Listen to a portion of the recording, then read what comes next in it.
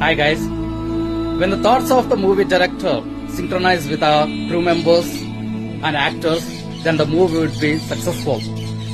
The thoughts of the captain and the team players, if they were synchronized, the team can see the match win. The thoughts of the manager in the company and employees in the same company were synchronized, then the companies see the profits in the geo.